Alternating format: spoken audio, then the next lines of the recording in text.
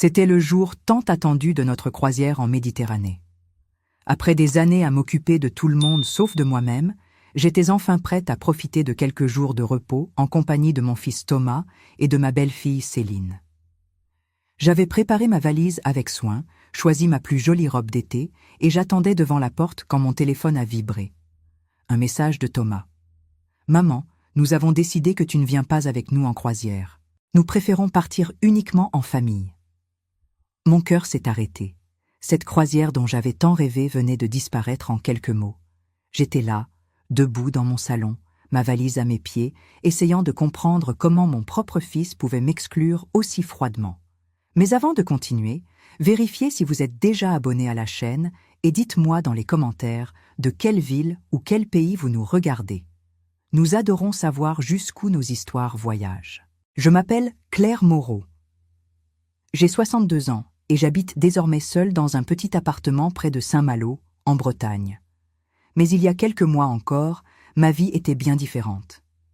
Veuve depuis 15 ans, j'avais consacré toute mon existence à mon fils unique, Thomas. Après la mort de son père, j'ai travaillé sans relâche comme comptable pour lui offrir une bonne éducation, des études supérieures à Rennes et tout ce dont un jeune homme pouvait rêver. Quand Thomas a rencontré Céline il y a 6 ans, j'étais sincèrement heureuse pour lui. Elle venait d'une famille aisée de Dinard et semblait apporter à mon fils une certaine stabilité. Leur mariage a été magnifique, même si j'ai remarqué que mon nom était bizarrement absent de plusieurs discours et remerciements. Mais je me suis dit que c'était leur jour, pas le mien. Les premières années se sont bien passées. Enfin, c'est ce que je croyais. Thomas et Céline vivaient dans un appartement modeste à Rennes, et je les aidais régulièrement. Un peu d'argent par-ci pour les meubles, un prêt par-là pour la voiture. Quand ils ont voulu acheter une maison, j'ai proposé de mettre mon nom sur l'acte de propriété comme co-acquéreur principal, car leur apport personnel était insuffisant pour la banque. J'ai payé l'intégralité du premier versement et la majorité des mensualités pendant 5 années. La maison était une jolie bâtisse en pierre près de Cancale, avec vue sur la mer. Je me disais qu'un jour, peut-être, je pourrais y passer mes vieux jours entouré de ma famille. Thomas me répétait souvent « Ne t'inquiète pas, maman, c'est notre maison à tous, nous sommes une famille. » Le mot « famille » revenait sans cesse dans sa bouche. Mais avec le temps, j'ai commencé à remarquer des changements subtils. Les déjeuners du dimanche sont devenus moins fréquents. Céline trouvait toujours une excuse. Elle était fatiguée, ils avaient des projets, ma façon de parler était trop directe. Puis sont venues les grandes occasions manquées. Je n'ai pas été invitée à l'anniversaire surprise de Thomas organisé par Céline. On m'a expliqué que c'était entre amis. Quand leur fille Léa est née, j'ai appris la nouvelle par téléphone, alors que toute la famille de Céline était à la maternité. Malgré tout, je continuais à aider. Quand ils ont eu besoin d'argent pour rénover la cuisine, j'ai donné 5 000 €. Quand leur voiture est tombée en panne, j'ai prêté la mienne pendant 2 mois. Pendant la pandémie, quand Thomas a été en chômage partiel, j'ai payé 4 mensualités complètes de leur prêt immobilier sans jamais demander de remboursement. Et maintenant, 1 mois après avoir versé la dernière mensualité de cette maison, je n'étais plus famille de Verdade. Ce message sur la croisière était la goutte d'eau. Je me suis assise sur mon canapé, le téléphone encore à la main. Ce n'était pas de la tristesse que je ressentais, mais quelque chose de plus profond. Une clarté soudaine. Pendant des années, j'avais accepté les miettes d'affection qu'on voulait bien me donner, en espérant qu'un jour les choses changeraient. Le lendemain, sans prévenir personne, je suis allée voir Maître Dubois, mon notaire depuis 20 ans. J'ai apporté tous les documents concernant la maison de Cancale, l'acte de propriété avec mon nom comme propriétaire principal, les relevés bancaires prouvant tous mes versements, les reçus des travaux que j'avais financés. « Claire, vous avez tous les droits sur cette propriété », m'a-t-il confirmé après avoir examiné les papiers. « Légalement, vous pouvez la vendre sans leur autorisation. » 3 jours plus tard, alors que Thomas et Céline profitaient de leur croisière en Méditerranée, j'ai reçu une notification sur mon téléphone. Des dépenses importantes apparaissaient sur ma carte bancaire. Un spa de luxe, un restaurant gastronomique, des excursions privées. Ils utilisaient ma carte, celle qui était restée enregistrée pour la réservation initiale. C'était le signe que j'attendais. J'ai appelé immédiatement une agence immobilière discrète de Saint-Malo et mis la maison en vente. Le prix était juste, l'emplacement exceptionnel. En moins de 10 jours, un couple de Parisiens cherchant une résidence secondaire a fait une offre d'achat comptant. J'ai signé l'acte de vente chez Maître Dubois un mercredi matin. Les nouveaux propriétaires prendraient possession des lieux le jour exact du retour de Thomas et Céline de leur voyage. En sortant de chez le notaire, j'ai regardé la mer au loin. Pour la première fois depuis des années, je ne me sentais ni coupable ni triste. Je me sentais libre. Libre de cesser d'être celle qu'on appelait seulement quand on avait besoin d'argent. Libre de définir moi-même ce que signifiait être une famille. Cette histoire ne parle pas de vengeance. Elle parle de dignité retrouvée. Les jours suivants cette vente passèrent dans un étrange mélange de sérénité et d'anticipation. J'avais loué un petit appartement en bord de mer à Saint-Malo, un 2 pièces lumineux au 3e étage, avec une vue directe sur la plage. Chaque matin, je me réveillais au son des vagues, un luxe que je ne m'étais jamais offert. Ce n'était pas la première fois que Thomas me blessait. En y repensant calmement, je réalisais que les signes étaient là depuis des années. Il y avait eu ce Noël où Céline m'avait offert un cadeau manifestement acheté à la dernière minute, un foulard bon marché encore avec son étiquette de solde, alors que j'avais passé des semaines à choisir leur présent.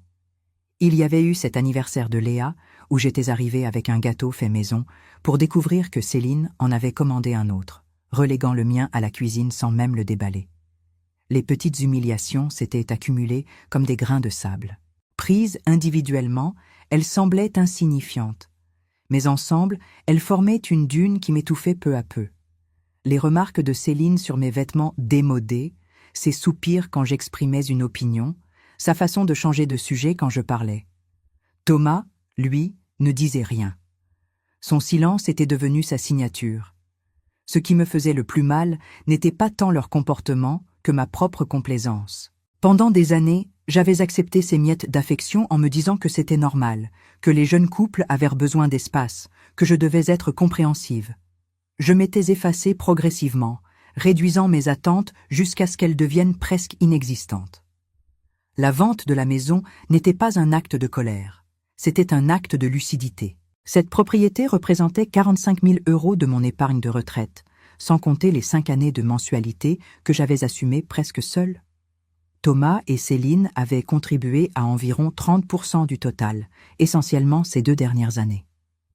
Le reste venait de moi, de mes heures supplémentaires, de mes vacances non prises, de mes propres rêves mis de côté. Maître Dubois m'avait tout expliqué lors de notre rendez-vous. En droit français, Claire, vous êtes l'acquéreur principal. Votre nom figure en premier sur l'acte notarié, et vous avez financé plus de 70% de l'acquisition. Vous n'avez jamais signé de donation ou de promesse de transfert de propriété. Légalement, cette maison est la vôtre. Il avait marqué une pause avant d'ajouter. Vous avez tout à fait le droit de la vendre. Mais êtes-vous certaine de vouloir procéder ainsi ? Les conséquences familiales pourraient être importantes. J'avais réfléchi longuement à sa question. Maître Dubois, pendant 15 ans, j'ai tout donné pour mon fils. Mon temps, mon énergie, mon argent. Et je l'ai fait avec joie, parce que c'est ce que font les mères. Mais il arrive un moment où donner sans recevoir ne s'appelle plus de l'amour. Cela s'appelle se perdre soi-même. La vente s'était déroulée avec une rapidité surprenante. Les acheteurs, monsieur et madame Bertrand, un couple de retraités parisiens, cherchaient depuis des mois une maison en Bretagne. Ils ont accepté mon prix sans négocier et ont payé comptant. En 2 semaines, tout était réglé. J'avais demandé à Maître Dubois de programmer la signature finale pour le jour exact du retour de Thomas et Céline. Ce n'était pas par cruauté, mais par nécessité pratique. Je voulais qu'ils trouvent la notification officielle en rentrant, qu'ils comprennent que ma décision était irrévocable. Entre-temps, j'organisais mon déménagement dans le petit appartement de Saint-Malo. Je n'avais emporté que l'essentiel, mes vêtements, quelques livres, des photos de Thomas enfant. Curieusement, je ne ressentais aucun regret. Chaque carton que je déballais dans mon nouveau chez-moi me semblait plus léger. Mon appartement était modeste mais suffisant. Une chambre douillette, un salon avec une grande fenêtre donnant sur la mer, une cuisine fonctionnelle. Sur le balcon, j'avais installé 2 chaises et une petite table où je prenais mon café chaque matin. Pour la première fois depuis des années, je vivais selon mon propre rythme, sans attendre un appel qui ne venait jamais, sans espérer une invitation qui se matérialisait rarement. Le 5e jour après mon installation, j'ai reçu un message de Sylvie, une ancienne collègue devenue amie. « Claire, j'ai appris que tu as déménagé à Saint-Malo. Pourquoi ne m'as-tu rien dit ? Nous nous sommes retrouvés pour déjeuner dans une crêperie du port. Sylvie m'écoutait sans m'interrompre pendant que je lui racontais tout. Quand j'ai eu fini, elle a posé sa main sur la mienne. Tu sais ce qui me frappe le plus dans ton histoire ? Tu as attendu d'avoir 62 ans pour décider que tu comptais aussi. » Ces mots m'ont touché profondément. Elle avait raison. Pendant toute ma vie adulte, j'avais été l'épouse dévouée, puis la veuve courageuse, puis la mère sacrificielle. Je n'avais jamais été simplement Claire. Le soir du retour de Thomas et Céline approchait. J'avais fait déposer une lettre officielle de Maître Dubois sur leur porte. Elle expliquait simplement que la propriété avait été vendue légalement, que leurs affaires personnelles étaient stockées dans un garde-meuble à Rennes dont ils recevraient l'adresse et qu'ils avaient 30 jours pour les récupérer. Je n'éprouvais ni satisfaction ni tristesse, juste une sensation étrange de paix, comme si j'avais enfin posé un fardeau que je portais depuis trop longtemps. Cette maison n'avait jamais vraiment été un foyer. Elle avait été un symbole de mon besoin d'appartenir à leur vie, d'avoir une place dans leur famille. Maintenant, assise sur mon balcon face à la mer, je comprenais que ma place n'avait jamais été là-bas. Elle était ici, dans ce petit appartement où personne ne me jugeait, où je pouvais respirer librement, où je recommençais enfin à être moi-même. Le téléphone a sonné 3 jours après leur retour. C'était Maître Dubois. Claire, comme prévu, Thomas et Céline ont découvert la notification. Leur avocat vient de me contacter. Il conteste la vente. Je m'y attendais. Sur quelle base juridique ? Ils prétendent qu'il existait un accord verbal entre vous, que vous auriez promis de leur transférer la propriété. Ils mentionnent également les mensualités qu'ils ont payées comme preuve de leur droit sur la maison. J'ai inspiré profondément, regardant la mer par ma fenêtre. Maître Dubois, nous n'avons jamais signé le moindre document à ce sujet. Jamais eu la moindre conversation formelle sur un transfert. Je le sais bien. Nous avons tous les éléments en notre faveur. Ne vous inquiétez pas. Les semaines suivantes furent étranges. Mon téléphone restait silencieux. J'avais bloqué temporairement leur numéro, non par méchanceté, mais pour préserver ma sérénité. Madeleine, la mère de Céline, m'envoya cependant un message inattendu. « Claire, je comprends votre décision. Léa demande après vous. Serait-il possible de la voir ?» Ce message m'a touchée. Madeleine avait toujours été juste, différente de sa fille. Ma petite Léa me manquait terriblement. Cet enfant de 5 ans n'avait aucune responsabilité dans les erreurs des adultes. Bien sûr, Madeleine, quand vous voulez. Nous avons convenu qu'elle amènerait Léa le dimanche suivant. En préparant des sablés bretons pour ma petite fille, j'ai ressenti une émotion que je n'avais pas éprouvée depuis longtemps.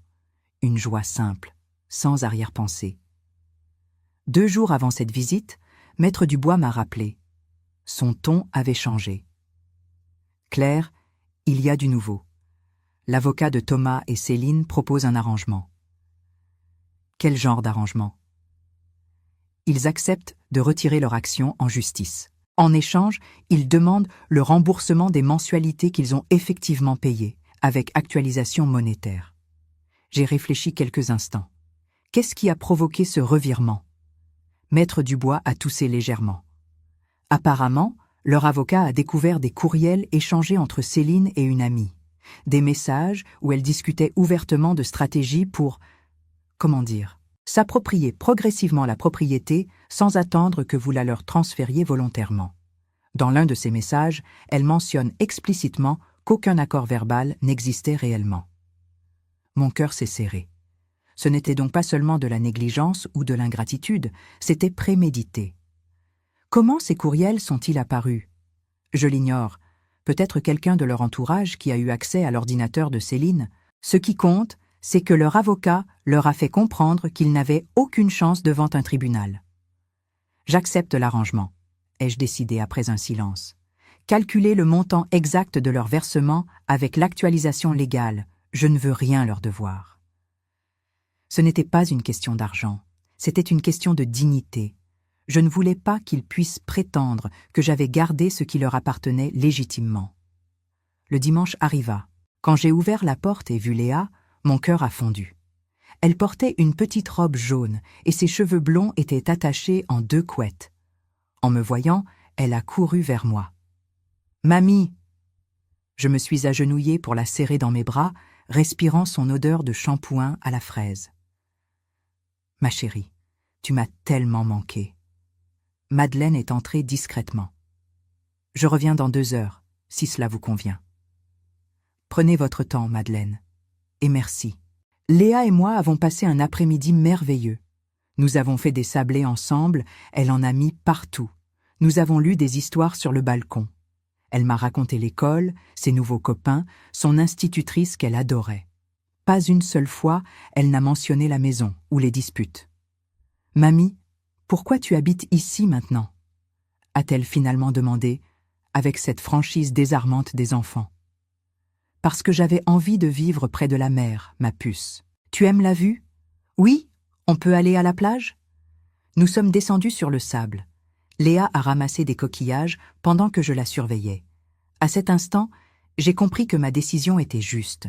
Cette petite fille aurait toujours sa grand-mère, mais une grand-mère qui se respectait, qui établissait des limites saines. Quand Madeleine est revenue, elle m'a regardée avec une expression étrange. « Claire, puis-je vous parler un instant ?» Pendant que Léa rangeait ses coquillages dans un petit sac, Madeleine m'a parlé à voix basse. « Je voulais que vous sachiez quelque chose. Céline a perdu son emploi il y a 3 mois. Elle le cachait à tout le monde, même à Thomas pendant un moment. Il comptait sur la maison comme garantie pour obtenir un prêt et traverser cette période difficile. Cette information changeait certaines choses, sans tout justifier. Pourquoi me dites-vous cela ? Parce que vous méritez de connaître toute l'histoire. Je ne vous demande pas de les excuser ou de changer votre décision. Ce que vous avez fait était légitime. Mais parfois, comprendre le contexte aide à apaiser le cœur. Après leur départ, j'ai médité sur ces paroles. Les difficultés financières expliquaient peut-être leur désespoir, mais pas les années de petites humiliations, pas le message cruel sur la croisière, pas les plans manipulateurs révélés dans ces courriels. Le lendemain, j'ai signé le document autorisant le transfert de 28 000 € vers le compte de Thomas et Céline. C'était le montant exact de leur contribution, actualisé selon l'inflation. Je ne leur devais plus rien. Ce soir-là, assise sur mon balcon, j'ai réalisé que je me sentais plus légère qu'en 15 ans. J'avais fermé une porte, mais d'autres s'ouvraient. Ma relation avec Léa continuerait. Ma vie m'appartenait enfin. 3 semaines après le règlement financier, j'ai reçu un appel inattendu. Thomas. Sa voix était différente, plus grave, hésitante. « Maman, nous pourrions nous voir ? Juste toi et moi. » Nous nous sommes retrouvés dans un petit café du port de Saint-Malo. Quand il est entré, j'ai été frappée par son apparence. Il avait maigri, des cernes marquaient son visage. Il s'est assis en face de moi sans savoir comment commencer. « Je voulais te dire… » Il a marqué une longue pause. « Je voulais te présenter mes excuses. Pour tout, pour le message sur la croisière, pour t'avoir laissé à l'écart pendant des années, pour avoir profité de ta générosité. » J'ai bu une gorgée de thé, le laissant continuer. Céline et moi nous séparons. Cette nouvelle ne m'a pas surprise. Madeleine m'avait laissé entendre que leur couple battait de l'aile depuis longtemps. « Comment te sens-tu » ? Soulagée en fait. Il a regardé par la fenêtre vers la mer. Je crois que nous n'étions plus heureux depuis des années. Nous utilisions les problèmes extérieurs, l'argent, le travail, même toi, comme excuse pour ne pas affronter nos propres difficultés. Et Léa ? C'est pour elle que j'ai le plus peur. Nous n'avons pas encore trouvé les mots pour lui expliquer. Ses yeux se sont embués. « Maman, j'ai tellement honte de la façon dont je t'ai traitée.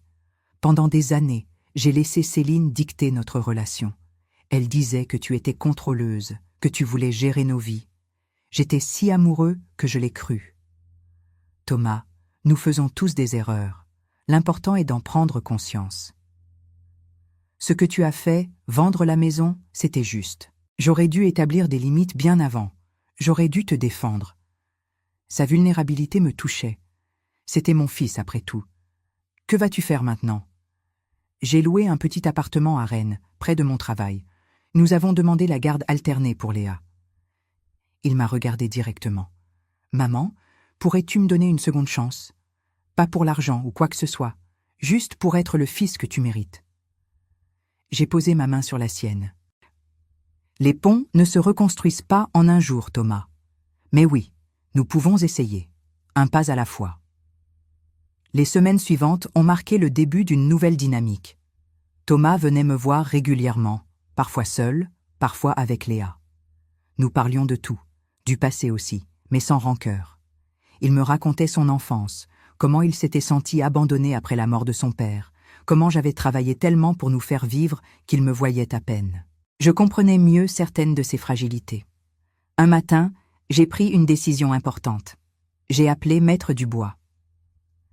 Je souhaite créer un fonds éducatif pour Léa, une somme bloquée jusqu'à ses 18 ans, exclusivement destinée à ses études supérieures. C'est un beau geste, Claire. Quel montant envisagez-vous ? 30 000 €. C'était environ 20% de ce que m'avait rapporté la vente. Je veux que ce soit protégé juridiquement. Ni Thomas ni Céline ne doivent pouvoir y toucher avant la majorité de Léa. Je vais préparer les documents nécessaires. Quand j'ai annoncé cette décision à Thomas, il a eu les larmes aux yeux. « Maman, tu n'es pas obligée. » Je ne le fais pas par obligation. Je le fais parce que Léa mérite d'avoir des possibilités, quoi qu'il arrive. Ma petite fille venait désormais me voir tous les dimanches. Parfois Thomas l'amenait, d'autres fois c'était Madeleine. Nous avions établi une routine. Le matin, nous préparions des crêpes ensemble. L'après-midi, nous descendions sur la plage ramasser des coquillages ou construire des châteaux de sable. Léa avait son propre coin dans mon appartement avec des livres, des crayons de couleur et quelques jouets. Un dimanche, alors que nous observions les mouettes depuis mon balcon, elle m'a demandé « Mamie, pourquoi papa et maman ne vivent plus ensemble ?» J'ai choisi mes mots avec soin. Parfois, les adultes réalisent qu'ils sont plus heureux séparément, mais cela ne change rien à l'amour qu'ils ont pour toi. « Et toi, tu es heureuse ici ?» « Oui, ma chérie, très heureuse. » Et c'était vrai. Ma vie s'était simplifiée d'une manière que je n'aurais jamais imaginée. Je m'étais inscrite à un cours d'aquarelle au centre culturel. J'avais rejoint un club de lecture. Sylvie et moi déjeunions ensemble chaque mercredi. Pour la première fois depuis des décennies, j'avais du temps pour moi. Un soir, alors que je regardais le coucher de soleil depuis mon balcon, Thomas m'a appelé. « Maman, je voulais juste te dire merci. » « Merci pourquoi ? » Pour m'avoir montré qu'on peut poser des limites tout en continuant à aimer. Pour m'avoir appris, même durement, que le respect est aussi important que l'affection. Tu m'as donné une leçon que je n'oublierai jamais. Après avoir raccroché, j'ai réalisé que ma décision de vendre la maison n'avait pas détruit notre famille. Elle l'avait reconfigurée sur des bases plus saines. Thomas apprenait à être responsable. Léa grandissait entourée d'amour, même si sa famille était différente de ce qu'elle avait connu. Et moi, j'avais retrouvé ma dignité. Ma nouvelle vie à Saint-Malo n'était pas luxueuse, mais elle était mienne. Chaque matin, je me réveillais sans cette anxiété sourde qui m'accompagnait depuis des années. Je n'attendais plus de reconnaissance qui ne venait pas. Je ne sacrifiais plus mon bien-être pour des gens qui ne le valorisaient pas.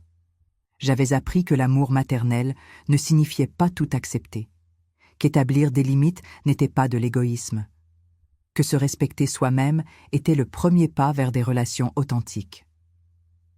4 mois s'étaient écoulés depuis la séparation de Thomas et Céline. La garde alternée semblait fonctionner correctement. Léa passait 1 semaine chez son père, 1 semaine chez sa mère, et chaque dimanche avec moi. Un équilibre fragile, mais tenable. Ce matin-là, le téléphone a sonné à 7 heures. C'était Madeleine, et sa voix tremblait. « Claire, Céline a disparu avec Léa. » Mon sang s'est glacé. Comment cela, disparu ? Elle devait déposer Léa à l'école ce matin. L'institutrice a appelé, inquiète de l'absence. J'ai essayé de joindre Céline. Son téléphone est éteint. Elle n'est pas à son appartement. Thomas est déjà en route vers le commissariat. J'ai attrapé mes clés et mon sac sans même finir mon café. En conduisant vers Rennes, mes mains tremblaient sur le volant. Léa. Ma petite Léa de 5 ans, prise au milieu d'une décision adulte qu'elle ne pouvait pas comprendre. Au commissariat, Thomas faisait sa déposition. Son visage était d'une pâleur effrayante. Un officier prenait des notes méthodiquement. « Monsieur Moreau, Existe-t-il des endroits où votre ex-épouse aurait pu emmener votre fille? De la famille? Des amis? Thomas a secoué la tête. La famille de Céline se résume à sa mère, qui est ici. Elle a peu d'amis proches. Attendez. Il s'est redressé soudainement. Ricardo, son ancien petit ami de l'université, ils sont restés en contact. Il vit en Espagne depuis plusieurs années, près de Barcelone. L'officier a noté l'information. Nous allons alerter les postes frontières et les autorités espagnoles. Avec la décision du juge aux affaires familiales établissant la garde alternée, votre ex-épouse n'a pas le droit de quitter le territoire français avec l'enfant sans votre autorisation écrite. Nous sommes rentrés chez Madeleine. Elle vivait dans un appartement confortable à Rennes où Céline avait emménagé après la séparation. Madeleine nous a conduits directement à la chambre de sa fille. J'ai trouvé ceci ce matin en cherchant des indices. Elle nous a tendu une enveloppe contenant des billets de train pour Barcelone au nom de Céline et Léa, datés de la veille. Il y avait aussi une lettre manuscrite. Thomas l'a lue à voix haute, sa voix se brisant à plusieurs reprises. « Maman, quand tu liras ceci, nous serons déjà loin. Je ne peux plus supporter cette situation. Léa mérite une vie stable, pas ces allers-retours constants. Ricardo nous accueille le temps que je trouve un travail là-bas. Ne cherche pas à nous retrouver. C'est mieux ainsi. Je t'appellerai quand nous serons installés. » Céline. La colère montait dans la voix de Thomas. Elle ne peut pas faire ça. Elle ne peut pas enlever ma fille. Madeleine pleurait silencieusement. Je suis désolée. J'aurais dû voir les signes. Ces dernières semaines, elle était différente, nerveuse, secrète. Ce n'est pas votre faute, ai-je dit doucement, posant ma main sur son épaule. Les heures suivantes ont été interminables. Nous attendions, le téléphone à portée de main, sursautant à chaque notification. Thomas marchait de long en large, incapable de rester assis. Madeleine préparait du thé que personne ne buvait. Vers 23 heures, le téléphone de Thomas a enfin sonné. Le commissariat. « Monsieur Moreau, nous avons localisé votre fille. Elle est avec sa mère dans un hôtel à Perpignan, près de la frontière espagnole. La police locale les a interceptés grâce à l'alerte que nous avions lancée. Votre fille va bien. » Thomas s'est effondré sur le canapé, submergé par le soulagement. « Quand puis-je aller la chercher ?» Un officier de la protection de l'enfance vous contactera demain matin pour organiser son retour. Votre ex-épouse reste en garde à vue pour le moment. Cette nuit-là, aucun de nous trois n'a vraiment dormi. Nous sommes restés dans le salon de Madeleine, parlant peu, chacun perdu dans ses pensées. Le lendemain, Thomas est parti pour Perpignan, accompagné d'une assistante sociale. Madeleine et moi sommes restés ensemble, unis par notre inquiétude commune pour Léa. « Je ne comprends pas comment ma fille a pu en arriver là, » a murmuré Madeleine. « J'ai essayé de l'élever avec des valeurs, du respect. Parfois, les adultes prennent de mauvaises décisions sous la pression, même en croyant bien faire. » Quand Thomas est revenu en fin d'après-midi avec Léa, j'ai couru vers ma petite fille. Elle s'est jetée dans mes bras, tremblante. « Mamie, maman disait qu'on allait vivre dans un endroit avec beaucoup de soleil. Mais je voulais pas partir sans te dire au revoir. Je sais, mon cœur. Maintenant tu es là, c'est tout ce qui compte. » Les jours suivants ont été consacrés aux démarches légales. Céline a été libérée après 48 heures, mais une nouvelle audience devant le juge aux affaires familiales a été programmée en urgence. Le juge, une femme d'une 50aine d'années au regard sévère, a écouté attentivement les deux parties. Céline, accompagnée de son avocate, tentait d'expliquer son geste comme un moment d'égarement dû au stress financier et émotionnel. « Madame Lefebvre, » a dit le juge d'une voix ferme, « vous avez délibérément tenté de soustraire votre fille à l'autorité de son père. Vous avez franchi une frontière morale et légale. » La décision est tombée quelques jours plus tard. Thomas obtenait la résidence principale de Léa. Céline conservait un droit de visite, mais uniquement sous supervision, le temps qu'elle suive un programme de thérapie familiale obligatoire. En sortant du tribunal, Thomas s'est tourné vers moi. « Maman, je voudrais que tu sois présente dans la vie de Léa autant que possible. Elle a besoin de stabilité. Je serai toujours là pour elle. » Madeleine, malgré sa douleur de voir sa fille affronter ses conséquences, est devenue une alliée précieuse. Elle a proposé de superviser certaines rencontres entre Céline et Léa, créant un environnement neutre où mère et fille pouvaient maintenir un lien. Cette crise a révélé quelque chose d'important. Quand on pose des limites saines, même si cela provoque des turbulences temporaires, on protège finalement ceux qu'on aime. Ma décision de vendre la maison avait déclenché une série d'événements douloureux, mais nécessaires. Sans cela, nous serions tous restés prisonniers d'une dynamique destructrice. 6 mois se sont écoulés depuis cette terrible tentative de fuite. La vie a trouvé un nouvel équilibre, différent de ce que j'aurais imaginé, mais plus sain pour nous tous. Thomas a loué un appartement spacieux à Rennes, suffisamment grand pour que Léa ait sa propre chambre. Ma petite fille vit désormais principalement avec son père, mais elle passe 3 après-midi par semaine avec moi après l'école.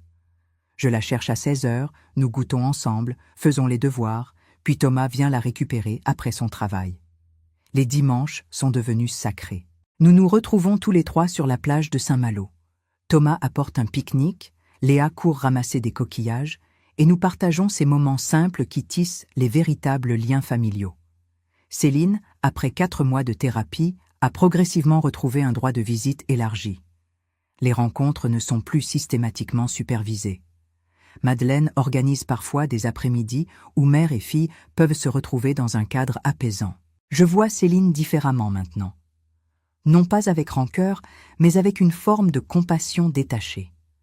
Elle a fait des erreurs graves, mais elle reste la mère de Léa. Un dimanche après-midi, alors que Thomas et moi regardions Léa construire un château de sable élaboré, il m'a posé une question inattendue. « Maman, regrettes-tu d'avoir vendu la maison ?» J'ai réfléchi avant de répondre, observant ma petite fille qui décorait consciencieusement sa construction avec des algues et des coquillages. « Non, Thomas. Pas une seconde. Cette décision m'a permis de retrouver ma dignité. Elle t'a obligé à ouvrir les yeux sur ta propre vie. Elle nous a tous forcés à grandir. Tu as eu raison, a-t-il admis simplement. J'étais devenu un homme qui ne me ressemblait plus. J'avais oublié les valeurs que tu m'avais enseignées. Le respect, l'honnêteté, la reconnaissance. Nous apprenons tous à notre rythme. Il a souri tristement. Tu sais ce qui m'impressionne le plus ? Tu n'as jamais utilisé Léa comme arme. Tu aurais pu essayer de m'éloigner de Céline, de parler mal d'elle devant notre fille. Tu ne l'as jamais fait. Léa mérite d'avoir une mère, même imparfaite. Mon rôle n'est pas de détruire ce lien, mais de lui offrir un refuge stable. Léa est venue en courant vers nous, les joues rosies par le vent marin. « Mamie, papa, venez voir. J'ai fait une place pour chacun dans mon château, même pour maman, pour quand elle pourra venir à la plage avec nous. » Cette phrase m'a émue profondément. Malgré tout ce qui s'était passé, cet enfant gardait son cœur ouvert, sa capacité à aimer sans rancune. C'était peut-être la plus belle leçon de toute cette histoire. En la suivant vers son château de sable, j'ai repensé à mon parcours. Il y a 1 an, j'étais une femme qui s'oubliait constamment pour les autres, qui mendiait de l'affection, qui acceptait les miettes qu'on voulait bien lui donner. Aujourd'hui, je suis une femme qui connaît sa valeur. Mon appartement face à la mer n'est pas luxueux, mais c'est mon sanctuaire. J'y peins des aquarelles médiocres, mais qui me procurent une joie immense. Je lis des romans que je choisis librement. Je déjeune avec Sylvie chaque mercredi et nous rions comme des adolescentes. J'ai rejoint un club de marche nordique et découvert que j'aime l'exercice physique. Thomas vient dîner chez moi 1 fois par semaine, juste nous 2. Nous parlons de tout, de son travail, de ses projets, de ses peurs aussi. Il me parle d'une collègue qu'il trouve intéressante, et j'écoute avec un sourire, heureuse qu'il envisage de nouveau l'amour. Cette fois, je choisirai mieux, m'a-t-il confié un soir. J'ai compris qu'une relation saine se construit sur le respect mutuel, pas sur la domination ou la manipulation. Même Madeleine est devenue une amie. Nous prenons parfois un thé ensemble quand elle vient déposer Léa. Elle me parle de Céline, de ses progrès en thérapie, de ses regrets aussi. Elle commence à comprendre, m'a-t-elle dit récemment, que le problème n'était pas vous, mais sa propre insécurité. Elle vous voyait comme une menace, alors que vous ne vouliez que le bonheur de votre fils. Ce qui me remplit de fierté, c'est le fonds éducatif que j'ai créé pour Léa. 30 000 € qui grandiront avec les intérêts, garantissant que ma petite fille pourra choisir librement ses études. Quoi qu'il arrive dans la vie de ses parents, son avenir éducatif est protégé. Hier soir, en rangeant mes aquarelles, j'ai retrouvé une photo de l'ancienne maison de Cancale. Je l'ai regardée longuement, cherchant en moi de la nostalgie ou du regret. Je n'ai ressenti que de la gratitude. Gratitude d'avoir eu le courage de dire non. Gratitude d'avoir choisi ma dignité plutôt que la facilité. Gratitude d'avoir montré à mon fils qu'aimer quelqu'un ne signifie pas tout accepter. Cette maison n'était qu'un ensemble de pierres et de mortiers. Le véritable foyer, je l'ai découvert, se construit avec du respect, de l'honnêteté et des limites saines. En regardant le coucher de soleil depuis mon balcon ce soir, avec une tasse de thé à la main et le bruit des vagues en fond sonore, je réalise que j'ai 62 ans et que ma vie vient vraiment de commencer. J'ai appris qu'il n'est jamais trop tard pour se respecter. Que l'amour maternel ne signifie pas le sacrifice absolu de soi. Que poser des limites n'est pas de l'égoïsme, c'est de la sagesse. Que parfois, il faut lâcher prise pour permettre à ceux qu'on aime de grandir. Mon histoire n'est pas une histoire de vengeance. C'est une histoire de renaissance. De ces cendres de déception accumulées est née une femme qui se connaît enfin, qui s'aime enfin, qui vit enfin pour elle-même tout en restant présente pour ceux qu'elle aime. Et quand Léa sera plus grande, je lui raconterai peut-être cette histoire, pour qu'elle sache que sa grand-mère n'a pas toujours été cette femme sereine qui habite face à la mer, qu'elle a dû apprendre, parfois durement, à défendre sa propre valeur, et surtout pour qu'elle comprenne qu'on peut aimer profondément, tout en se respectant soi-même. Si cette histoire a touché votre cœur, répondez ici dans les commentaires. À ma place, qu'auriez-vous fait? N'oubliez pas de regarder la prochaine vidéo qui apparaît sur votre écran. Elle présente un rebondissement surprenant et émouvant qui vous captivera du début à la fin.